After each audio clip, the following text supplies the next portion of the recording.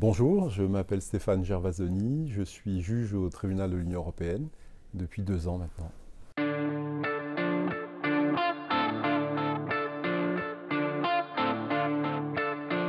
Non, ici, on attend d'un juge qu'il ait les mêmes qualités, je dirais fondamentales que tout juge doit avoir, y compris en France. Donc, et quelles sont les qualités d'un juge? Un juge doit savoir d'abord écouter les parties, leurs représentants. Il doit savoir analyser des écritures, les mémoires. Donc il doit avoir cette capacité de rigueur dans l'analyse. Le juge doit ensuite être rompu à l'exercice de rédaction d'un jugement, d'un arrêt. Donc de synthétiser ce qu'il a compris d'une affaire, de trouver la bonne réponse et d'être capable ensuite de la porter et d'en convaincre ses collègues. Donc d'être capable de délibérer.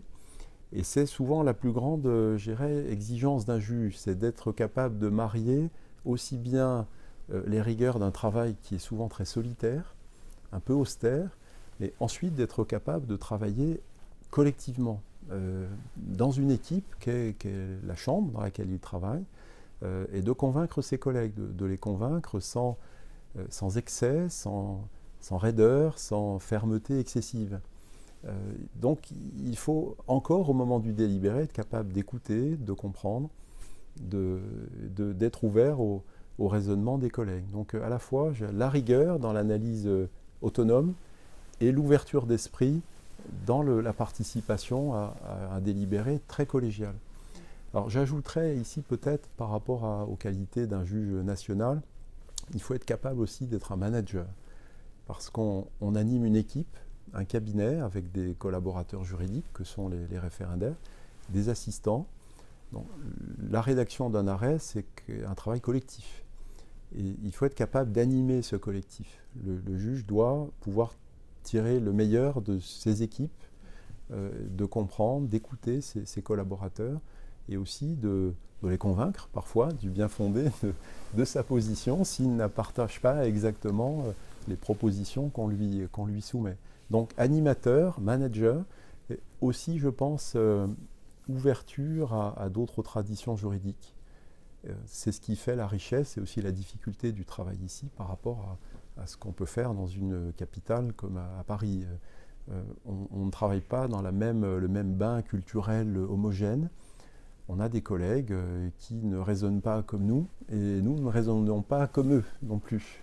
Et donc il faut le comprendre et se garder de toute conviction trop enracinée dans sa propre culture juridique.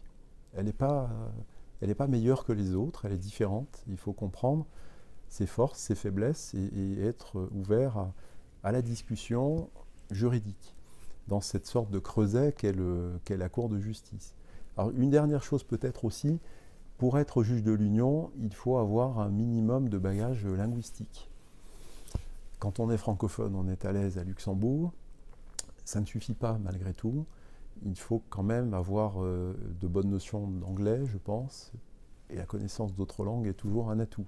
Si on veut pouvoir comprendre les nuances de certaines traductions, puisque quand on se penche sur un texte, il faut toujours avoir le réflexe de se dire, tiens, voilà comment le texte est écrit en français, mais quid des autres versions linguistiques? Donc connaître un peu l'allemand, l'espagnol, l'anglais bien sûr, je crois que c'est un plus très important pour un juge ici. Alors justement, vous parliez de l'aspect management d'équipe avec l'écriture d'arrêt. Est-ce que vous pourriez nous en dire un petit peu plus sur comment sont écrits ces arrêts au tribunal? Et ma question, c'est est-ce que c'est très différent d'un arrêt de la Cour comme travail de rédaction?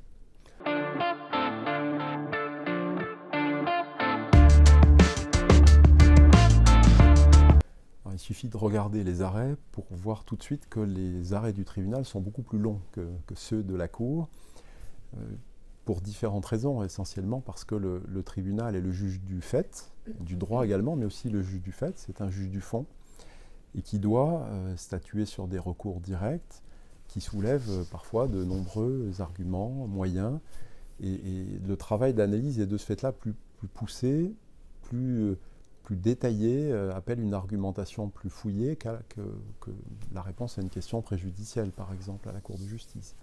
Il y a aussi peut-être une tradition au tribunal de cultiver ces motivations très détaillées, approfondies, aussi parce que le tribunal sait que le regard de la Cour, ensuite, sur ses arrêts, peut être exigeant.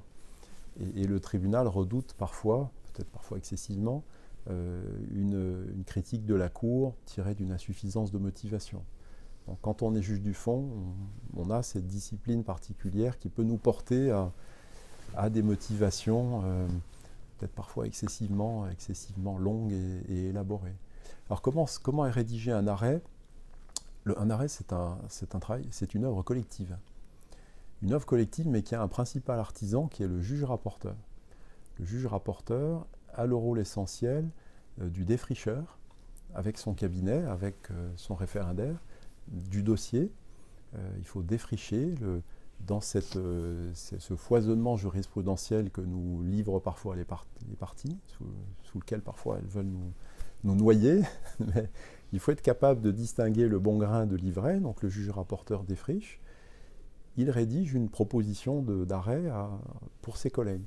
Et c'est le moment où s'ouvre le délibéré et où continue l'analyse collégiale avec des propositions d'amendements, bien sûr rédactionnels, sur la motivation, parfois des changements de solutions.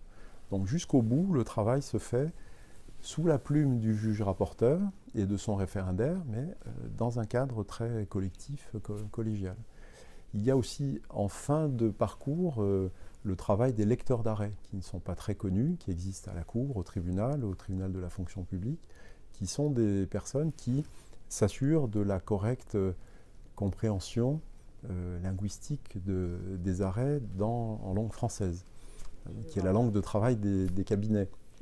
Donc, très bien, elle pourra vous expliquer de ce travail, qui est un travail essentiel et qui permet, je crois, aux arrêts de la Cour, du tribunal de la fonction publique, d'avoir, je crois, d'être assez bien compris. Ils sont très lisibles, je crois qu'ils sont rédigés dans un bon français. C'est en tout cas ce qu'on me dit parfois à Paris quand je rencontre des collègues qui me parlent des productions de Luxembourg. On ne peut pas être toujours d'accord avec les solutions, considérer qu'elles ne sont pas suffisamment éclairantes, mais en tout cas, je crois qu'il y a un travail sur la langue auquel contribuent activement les lecteurs d'arrêt, et pas seulement sur la langue, aussi parfois sur la cohérence du raisonnement. Il arrive aux lecteurs d'arrêt, qui sont ceux qui ont un œil neuf encore sur une affaire, sur un dossier, de découvrir des petites choses sur la structure, sur le plan de l'arrêt, sur une référence jurisprudentielle qui n'est peut-être pas aussi adéquate que l'aurait cru le juge-rapporteur ou les membres de la formation de jugement.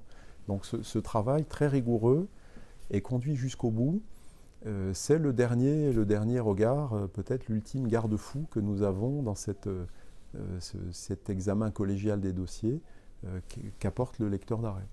Donc les différents acteurs ont tous un rôle essentiel dans la chaîne d'examen d'un dossier. Donc le référendaire, le juge-rapporteur, la formation de jugement, le lecteur d'arrêt, le traducteur aussi parfois, puisqu'il arrive que des traducteurs, lorsqu'ils opèrent la traduction d'un arrêt en français vers la langue dans laquelle l'arrêt sera publié, je sais pas, le finnois, le portugais, l'allemand, découvrent certains petits problèmes linguistiques, parfois différentes rédactions ou différentes nuances qui peuvent exister dans les différentes versions linguistiques d'un même texte.